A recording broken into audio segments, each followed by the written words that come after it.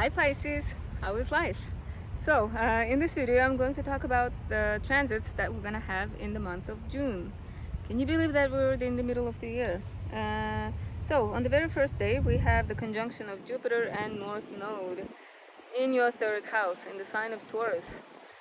What does this mean? So, this means that your sibling might start earning money in a new way, okay? Or it's a sign of communication, maybe something about your communication, maybe you'll get a new phone, I don't know. Or transportation, it moves cars and stuff, so you might get a new car or something. Some of you might be, yeah. Okay, so this is a good conjunction and it doesn't happen often. Once every few years, yeah, so it's good to have it. Now the thing is about this Jupiter, it is receiving tense aspects from Pluto and Mars, from your ninth house and your ninth house, third house. No. Okay, so your third house, uh, 12th house, and your sixth house. Yes, you are receiving squares from those houses. And so now, those squares are pushing you to do something, and this progress, this is going to lead to progress. When you have some issue, you work on solving it, right? Yeah, so it's good, even though it is a bit tense, it's good in the long run. Okay, so on June 3rd or 4th, depending on where you live, we have a full moon in Sagittarius on the 13th degree of Sagittarius. So Sagittarius for you is your 10th house, okay? So something about your job. Maybe you were working on some project and now you're gonna finish that project. And the sun will be shining from the 4th house, okay? So your home life, your work life, they're gonna be like lit up. Now the thing is about this full moon, it is squaring Saturn in your sign, okay? Saturn has been in your sign since March, and now it's going to receive this square from the luminaries. But the thing is, this is not a lunar eclipse, so it's not going to bring any major life-changing transformations. It's going to be minor, so the effect of this T-square is going to last for like 4 days or 2 weeks in maximum, okay? So don't worry too much. On the day of the full moon, we have that T-square involving Jupiter, Pluto, and Mars. So it's gonna be pretty tense. So be patient with yourself, be patient with others, because on the full moon, people are moody, people are tired, people are emotional. For around 4 days. Now on June 4th, we have Mercury conjunct Uranus in Taurus, okay, on the 20th degree. Again, this is in your third house, but you might even barely notice it because Mercury is fast this month. So the effect of this conjunction lasts for only a day. And the thing is, you might get sudden ideas, sudden understandings on this day. Okay, on June 12th, Mercury enters Gemini, your 4th house. Mercury is really strong this month. If you remember, it was retrograde from April 20th until May 15th. And the rest of May, it was recovering from that retrograde. But now, in June, it is strong. So if you need to sign anything, a contract or lease, go ahead and do it, because the terms of the contract are not going to change somewhere along the way. And then you can buy electronics and be sure that they're not going to malfunction. You won't have to return it, okay? And Mercury is going to spend only 2 days, no, not 2 days, 2 weeks in your 4th house because of the speed. It's very quick this month.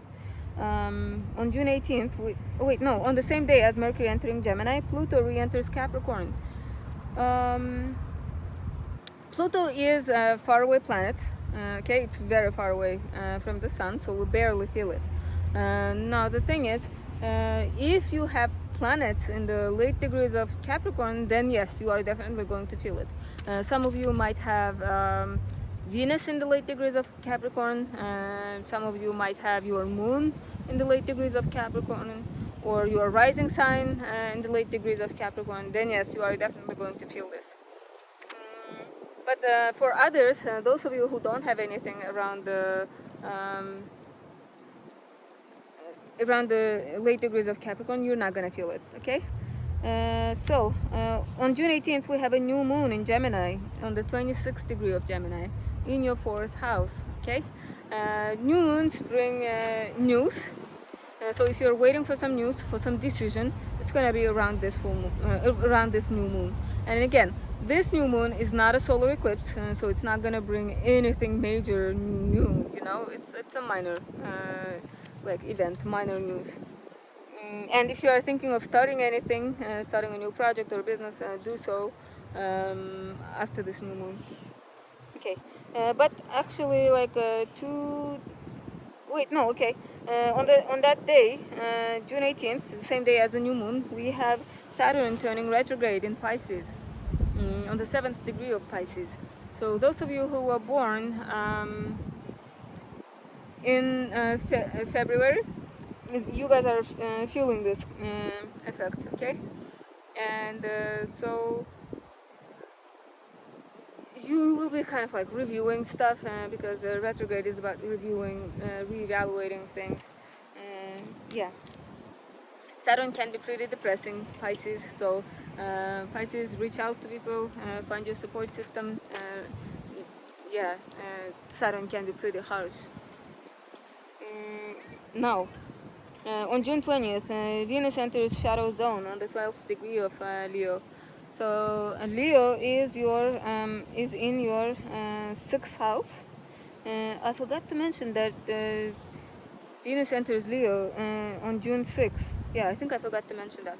Yeah, okay. So Venus enters your sixth house, and it's in your sixth house for an extended stay. It's gonna spend 4 months in there. So yeah. Sixth house rules your routine, your work, your health, your pet. Okay, so those stuff. And Venus usually it's a benefic. It's a good planet, so it's nothing to worry about. Okay. And now on June 20th, it enters the shadow zone, meaning it's gonna enter the zone where it's gonna retrograde over later on.